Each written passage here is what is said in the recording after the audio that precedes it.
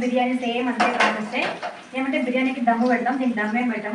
ఇప్పుడే తిప్పుడు అనుకోవాలండి, 2-3 సార్లు తిప్పాలంటే. ఆనియన్స్ అయితే ఎర్రగా వేయించుకోవాలి వాటిలాగానే.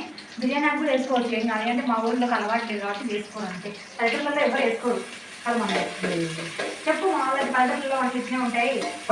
అందరూ అంతే చేసుకోండి. మా పిల్లలు ఎందుకమ్మా మీరు ఎంకాలు చేస్తున్నారు?